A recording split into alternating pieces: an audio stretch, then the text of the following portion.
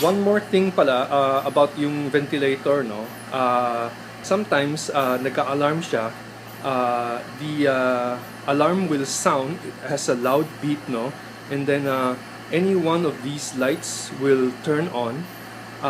Usually, the alarm is not critical and it will stop by itself after few seconds, or maybe sometimes a little bit longer, and then it will go back and become silent, but the alarm condition will stay on so that you will know ano yung reason ba't siya nag-alarm.